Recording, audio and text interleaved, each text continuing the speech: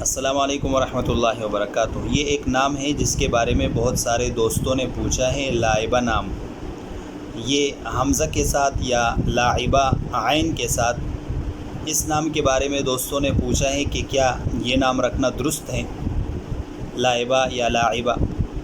تو پہلے آپ یہ بات سمجھیں کہ جو لائبہ ہے یعنی حمزہ کے ساتھ لام الف لا حمزہ با اور گولتا، اس کا معنی ہے پیاسی لڑکی، وہ لڑکی جو پانی کے گرد گھومتی ہو اور اس کو پانی نہ ملتا ہو، تو اس کو عربی میں لائبہ کہتے ہیں۔ عربی لغت میں جب آپ یہ لفظ دیکھیں گے، یہ نام دیکھیں گے، تو آپ کو اس کا یہ معنی ملے گا، اور خصوصاً القاموس الوحید یا اس طرح کے جو بڑے عربی کے لغت ہیں، ان لغات میں آپ کو اس کا یہ معنی ملے گا کہ لائبہ کا جو معنی ہے وہ ہے پیاسی لڑکی جو پانی کے گرد گھومتی ہو اور اس کو پانی نہ ملتا ہو۔ تو اس معنی کے اعتبار سے یہ نام مناسب نہیں ہے، یہ نام آپ نہ رکھیں۔ اس طریقے سے جو لاعبہ ہے یعنی عین کے ساتھ، تو اس کا معنی ہے خاتون کھلاڑی۔ اگر لاعب عربی میں مرد کھلاڑی کو کہا جاتا ہے اور لاعبہ خاتون کھلاڑی کو کہا جاتا ہے، کھیل کود کرنے والی لڑکی، اس کو لاعبہ کہتے ہیں۔ تو اس معنی کے اعتبار سے بھی یہ نام رکھنا درست نہیں ہے۔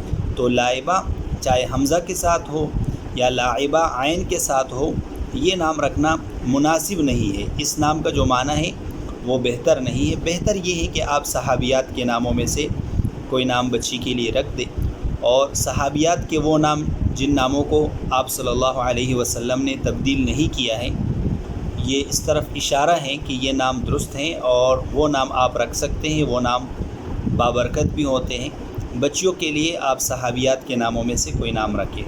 باقی لائبہ جب آپ نیٹ پر سرچ کریں گے تو آپ کو بعض جگہوں پر لکھا ہوا ملے گا کہ اس کا معنی ہے جنت کی حور، تو اس کا یہ معنی نہیں ہے۔ نیٹ پر آپ بعض چیزوں میں نیٹ پر آپ اعتماد نہ کریں، بلکہ اس کو جو عربی لغات ہوتے ہیں، جیسے کہ کوئی نام عربی ہو تو اس کو عربی لغات میں ڈکشنری میں دیکھا کریں، اور اگر کوئی دوسرے زبان کا نام ہو تو اس کو اس زبان کی ڈکشنری میں جو معتمد ہو وہ دیکھا کریں۔